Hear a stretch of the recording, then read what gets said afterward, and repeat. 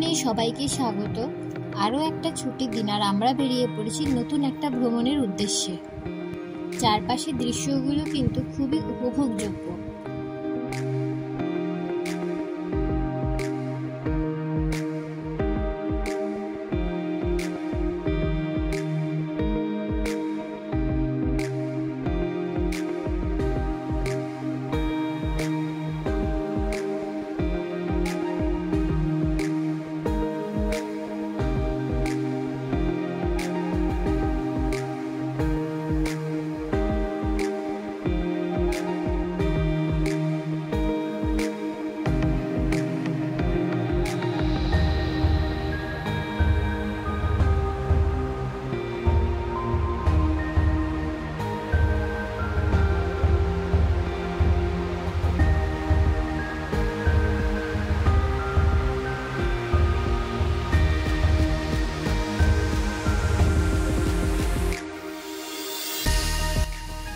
ভুট্টা আমার ভীষণই পছন্দের, তাই পথে যেতে যেতে ভুট্টার লোভটা আমি সামলাতে পারলাম না।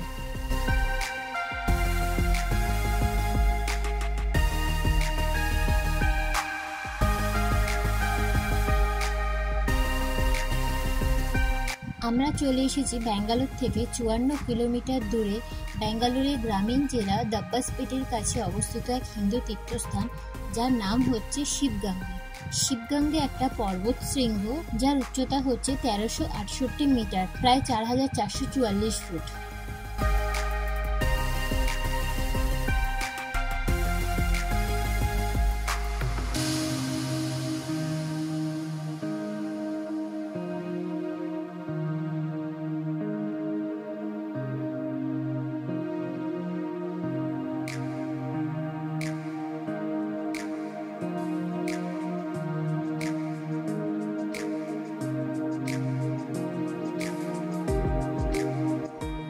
আমরা এখন পৌঁছে গেছি আর প্রায় 300টা সিঁড়ি পার করে আমরা এখন চলে এসেছি মন্দিরের ভেতরে। মন্দিরটা অ্যাকচুয়ালি একটা গুহার ভেতরে রয়েছে, আর এই গুহার ভেতরে দুটো মন্দির রয়েছে। একটা হচ্ছে শ্রী হোনাম্মা দেবী মন্দির আর একটা হচ্ছে কবি গঙ্গাধর মন্দির।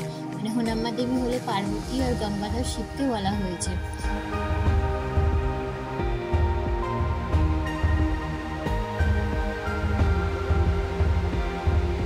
গৌবী গঙ্গাধর, গৌবী মানে হচ্ছে গুহা আর গঙ্গাধরেশ্বর মানে পরমেশ্বর শিবের কথা বলা হয়েছে, যার মাথার উপরে রয়েছে গঙ্গা। আমি গৌবী গঙ্গাধর আর হোনাম্মা দেবী মন্দিরের গল্পে আবার ফিরে আসছি। আমরা এখানে ঢুকতেই দেখতে পাচ্ছি মন্দিরের শিবলিঙ্গে অভিষেক হচ্ছে। তো এই নিয়ে একটা গল্প আছে। অ্যাকচুয়ালি বিশ্বাস করা হয় যে এখানে একটা আকর্ষণীয় অলৌকিক ঘটনা ঘটে। যখন শিবলিঙ্গে ঘি দিয়ে অভিষেক করা হয়, ঘি তখন মাখনে পরিণত হয়। আর ভক্তরা দাবি করে যে এই ঘিয়ের ঔষধি ক্ষমতা অনেক এবং এটা অনেক রোগ নিরাময় করতে পারে। বিশ্বাসে মেলায় বস্তু, তর্কে বহুদূর। আমরা এখানে কোনো তর্কে যাচ্ছি না, কারোর বিশ্বাসে আঘাত করছি না, কিন্তু আমরা যখন নিজেরা পুজো দিয়েছি ঘি দিয়ে, তো আমরা নিজেরা অভিষেকের সময় দেখলাম ঠাকুরমশাই যখন ঘিটা শিবলিঙ্গের মাথায় অভিষেক করছে, তখন ঘিটা একটা সাদা মাখনের দলা হয়ে যাচ্ছে। আর সেই মাখনের দলাটা ঠাকুরমশাই স্টিলের একটা গামলার মধ্যে কালেক্ট করে রাখছেন। মানে ওটা পুরো মাখন হয়ে যাচ্ছে ঘিটা লাগানোর সাথে সাথে। সত্যি বলতে এই জিনিসটা দেখার জন্য এত দূর যাওয়া। যাই হোক, পুজো দেওয়ার পরে আমি ঠাকুরমশাইকে বললাম যে আমাকে প্রসাদ দিতে, প্রসাদে ঘি দিতে। তো ঠাকুরমশাই আমাকে বেলপাতায় একটু সামান্য মাখন দিয়ে দিয়েছেন। তারপরে আমাকে বুঝিয়ে বললেন যে এই মাখনটা 2 চোখে কণ্ঠে লাগিয়ে নিয়ে তারপরে জিভে লাগাতে। তো আমাদের শরীরের মধ্যে যদি কোনো রোগ বা কিছু থাকে তো সেটা নিরাময় হয়ে যাবে। পুজো দিয়ে প্রসাদ নিয়ে বেরিয়ে পড়লাম। যাই হোক, এবার ফিরে আসছি গৌবী গঙ্গাধর হোনাম্মা দেবীর গল্পে। এনারা হলেন শিব আর পার্বতী। প্রতি বছর জানুয়ারি মাসে সংক্রান্তির সময় এখানে উৎসব হয়, আর শ্রী গঙ্গাধর আর হোনাম্মা দেবীর বিবাহ অনুষ্ঠানও হয়। তো এই সময় দাবি করা হয় যে গঙ্গার পবিত্র জল পাহাড়ের চূড়া থেকে আসে, মানে এটা নিজের থেকেই আসে। কোথা থেকে আসে তার কোনো বিশ্লেষণ পাওয়া যায়নি। আর সেই পবিত্র জল বিয়ের অনুষ্ঠানের যে আচার আচরণ সেগুলোর জন্য ব্যবহার করা হয়। মেন মন্দির থেকে আমরা বেরিয়ে গেছি, আর এখানে আগেই বলেছি অনেকগুলো ছোট ছোট মন্দির আছে।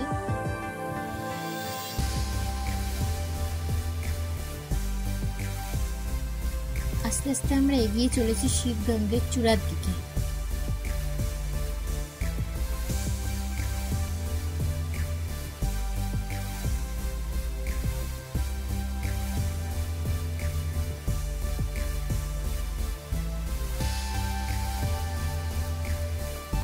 উপরে ওঠার সময় প্রথম দিকে সিঁড়িগুলো খুব ফ্ল্যাট বা দেখতে ইজি হলেও এটা কিন্তু ইজি নয়।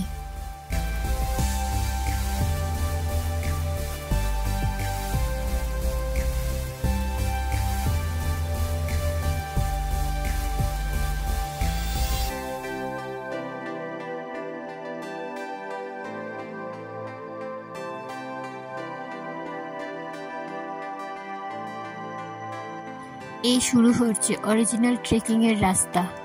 যাই হোক, এখানে একটা গাছে কি ফল এগুলো ঠিক বুঝতে পারলাম না, দূর থেকে দেখে কিন্তু অনেকটা উল্টানো হাড়ির মতনই লাগছে। এই যে জায়গাটা দেখতে পাচ্ছি এটা হচ্ছে কুমুদবতী নদীর উৎপত্তি স্থল, আর এটা হচ্ছে অর্কবতী নদীর একটা উপনদী। এই কুমুদবতী নদী 460 কিলোমিটার পথ গেছে আর 278টা গ্রাম কভার করেছে, কিন্তু বর্তমানে মাটির ক্ষয়, ইউক্যালিপটাসের বাগানের মতো বিভিন্ন কারণে নদীটার আয়তন হ্রাস পেয়েছে। তার ফলে নদী অববাহিকায় থাকা সমস্ত গ্রামে পানীয় জলের সংকট দেখা দিয়েছে, যেই কারণে নদীটিকে আবার পুনরুজ্জীবিত করার জন্য প্রকল্প এবং বহু প্রচেষ্টা চলছে। এই যে এখানে শিব পার্বতীর মূর্তি আর তাদের নিচে নন্দী, সম্ভবত এখানেই শিব পার্বতীর বিয়ের ওই অনুষ্ঠানটা হয়ে থাকে। এই শুরু হচ্ছে ট্রেকিং এর আসল রাস্তা। রাস্তাটা দেখা যাচ্ছে তো কিরকম? এই রাস্তাটা অনেকটা ওই মহারাষ্ট্রে তোনা ফোটে ওঠা রাস্তার কথা মনে করিয়ে দেয়। যারা আমাদের তোনা ফোটের ট্রেকের ভিডিও দেখোনি তারা একবার দেখে নেবে, লিঙ্ক ডেসক্রিপশনে দিয়ে দেবো। তো তোনা ফোটে ওঠা রাস্তাটা না এরকম ছিল, কি এর থেকেও খারাপ ছিল। তো বর্তমানে এটা আমার কাছে দ্বিতীয় কঠিনতম রাস্তা, যেটা ট্রেক করার জন্য সত্যিই কঠিন, মানে আমার কাছে কঠিন লেগেছে। যাই হোক, প্রায় 2 ঘন্টায় উপরে পৌঁছে গেছি, আর ভিউটা দেখে নেওয়া যাক।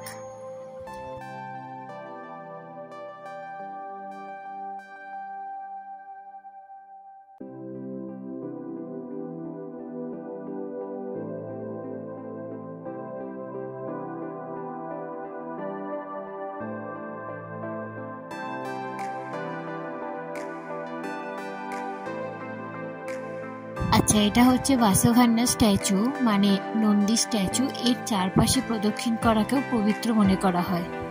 এই বাসব মূর্তির ঠিক নিচে একটা হেলেকনাদা শিলালিপি রয়েছে, পুরাণে একে কাকুতগিরি নাম দিয়েছে। 12 শতকে এটা কল্যাণের রাজা বিজয়ালয়ের মন্ত্রী বাসব দ্বারা লিঙ্গায়িত বা স্থাপন করা হয়েছিল।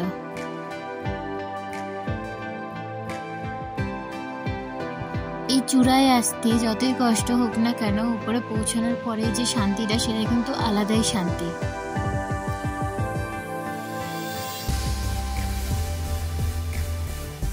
এই পবিত্র পর্বতটি একটা শিবলিঙ্গের আকার ধারণ করে এবং স্থানীয়ভাবে গঙ্গা নামে একটি ঝর্ণা প্রবাহিত হয়, যার ফলে জায়গাটির নাম হয়েছে শিবগঙ্গে। এই জায়গাটা আবার দক্ষিণের কাশী নামেও পরিচিত।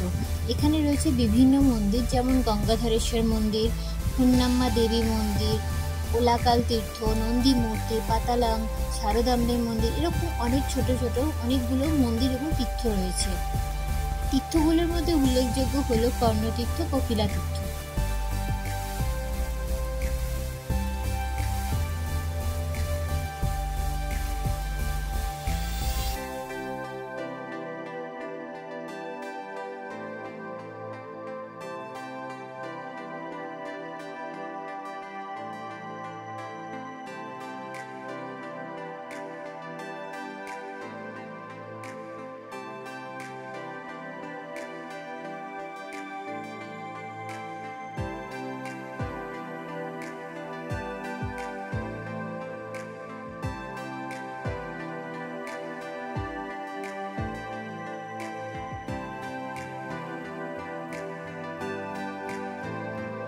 হয়শালা রাজাদের শাসনকালে বিষ্ণুবর্মনের স্ত্রী রানী শান্তালা পুত্র সন্তানের জন্ম দিতে পারেননি বলে তিনি পাহাড় থেকে আত্মহত্যা করেছিলেন।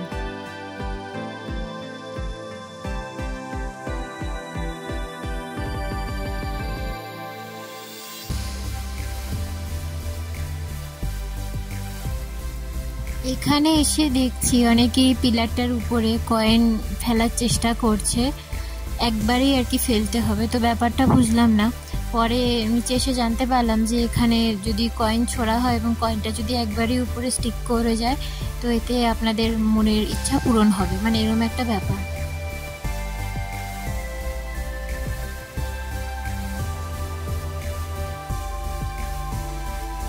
এই আন্টির থেকে আমাদের প্রত্যেকেরই কিছু শেখা উচিত। উনি এই বয়সে যেভাবে টুকটুক করে পাহাড়ে উঠে গেলেন আর যেভাবে এখন সাইড দিয়ে গুড়গুড় করে নেমে যাচ্ছেন, দেখুন আমি বা আমার থেকেও ছোট যারা তারা সবাই কিন্তু আশেপাশে বসে পড়েছি, বিশ্রাম নিচ্ছি, ধরাশায়ী হয়ে গেছি, কিন্তু ওনার মধ্যে এনার্জির একটুও কমতি দেখতে পাইনি। ওনাকে দেখে ইন্সপায়ার হয়ে একটু এনার্জি নিলাম, নিয়ে ওনাকে ফলো করেই নামছিলাম, কিন্তু হঠাৎ করেই দেখলাম উনি এত স্পিডে নেমে গেছেন যে তো উনি আগে আগেই নেমে গেলেন, আমি পিছে রয়ে গেলাম।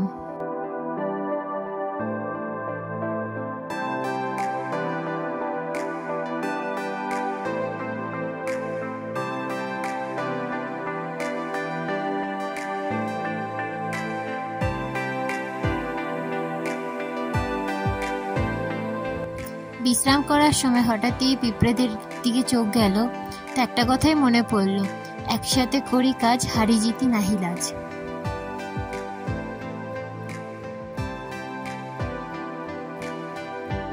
যাই হোক, আমরা নিচে নেমে গেছি, প্রচন্ড খিদে পেয়েছে আর এখানেই খাওয়ার ব্যবস্থা ছিল। যেহেতু এটা খাবারের ভ্লগ না, তাই জন্য ভিডিওটা এখানেই শেষ করছি। দেখা হবে ভ্রমণের নতুন কোনো পর্বে।